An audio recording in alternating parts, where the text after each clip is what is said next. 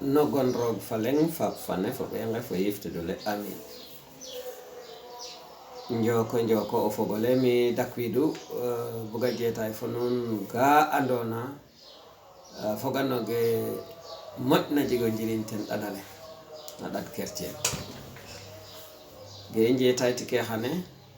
a faaxa kertien ge fo xoxdena anno nda xu andona o serero refo jigo pogo kertien baat o ge kertien ge ñowe tig to o buga an ge tax nana geke xana jigan go jiriñ waxena fi ani da non jetayre e wetandin we annane annen we an afuleer ne waxena fi ana non jetayre waxena e mi fa xoxes mi xene e François Ngor Ndiaye e rogorog refimo labede refim frère o yal basilo refum e o xeɗo leke alaltani a tektani o soɓanga yitam waga fi'a geke ka fog no gem gidmita roog lam ciñra jangma ten école ge ga ñowtuma jal bo jang retraite raga binwum no gena lebel théologie ga jefna no o an no a ɗat kertien a paaxa paax xoɗat nin mexe fi'tinana ten école nana lebel centre Saint-Augustin to a ref goma jangu maak nen Saint-Pierre de Baobab refna Karak meke Dakar ten santar nene a jigay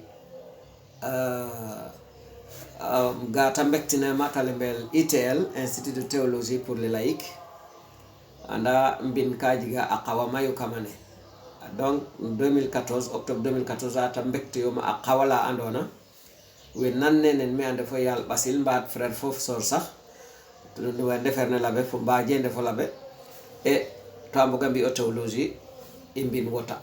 ten promotion mberan ne fogu refte bo haqid bet foleng rebe sutwata passé norel examen e gidmaroge tam lam atme ame bo metaref na xane me xey fo gena lembel baccalauréat canonique de théologie te ref diplôme ne andona te labe we ndef nen pin labe gen in fop diplôme ne ta passé e borata ñomando delo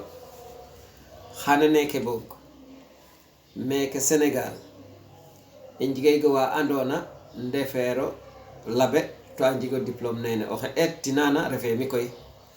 oxe ettinana mayu nuna nananigo mbatta anno sax ta ref xana lembel Léonie Sarr to a moƴa andel no Jeune Espérance mi o reftokum nderonga koy xaqida xe mayigo lam mi fa neke 2020 raw fo passer un diplôme nen mi toteno a miña jig ma ɗum e gidma roog bo xani tam lam jigami refax wa andona ciñre passé mo ɓiƴuta passé eygo boy wey fo diplôme ne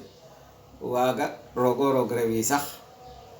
o xeke a ref dentiste a ñiñata ɗaxa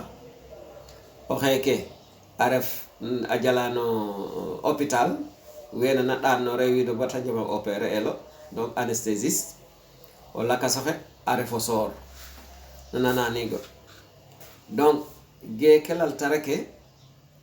oxu andona no ine buga o fi théologie a waga fi'el meke xane Sénégal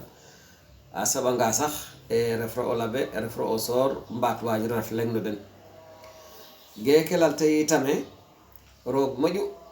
a ɗaɗale gu i moƴana ando rek ta moƴa faax gu i moƴana ngoɗno rek ta moƴa faax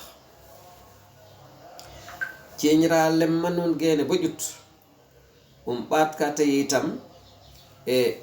ge garna fo ne'el ge te refu ne andona e a ɗaɗale mayu ka ge el te to wiin we andero ge garna fo ten nan nen peta xena mbeet welo ten jangu ne gen nanna nen xare taxu i Saint Joseph Yoseph fatidu fane lek ta fet wanel a refanga no qoor sax i ngoor kerno e to ta jeg bes fa lakas tan xidole ga taxna bo i mbeet wano nda fetole fodene no lana doole ka jangu ne guta fi'a ka jig meta doon nana etange terefu apindate duge ten lewansilne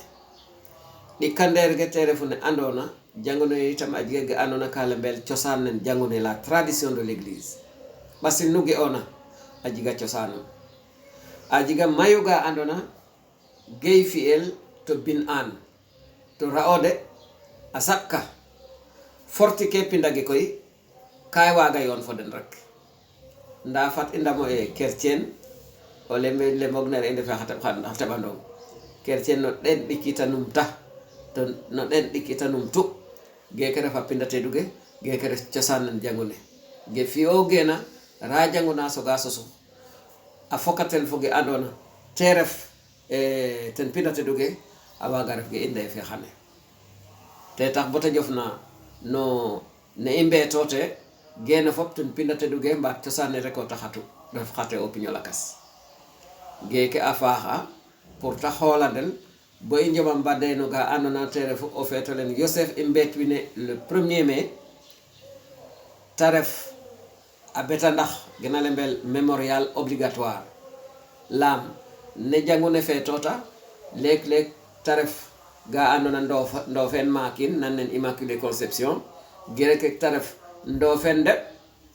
lek ce sont les fêtes geke a way ref a beta ndax une mémoire a beta ndax koy ka jiga beta ndax xa qos xa teɓ kam a beta ndax age a jega beta ndax ga andona c'est obligatoire de mémoire obligatoire jangone fop dena betan man o kom nda jegati gana lemel mémoire facultative o fadanga meke a wa fi'el o fadno jangu lakas a wa ñaka fi'el gene fop jangune a jega sañ-sañum lam rogo ci in sañ-sañ pour ta waga wonnal wa ten ɗadale gene a faax a i anno ndamno bora i ndokkena ten ge refna no Saint-Joseph fane mbetwe le 1er mai meta xatna ge garna fo ten fo njiriño ngay bag na ngottete ya sama yalla xibar ko ina fop o ten Yesu Christa o ten xana ñowato a madoxa fo yiftodule fo roog fap fane roog falen na mos bo mos amin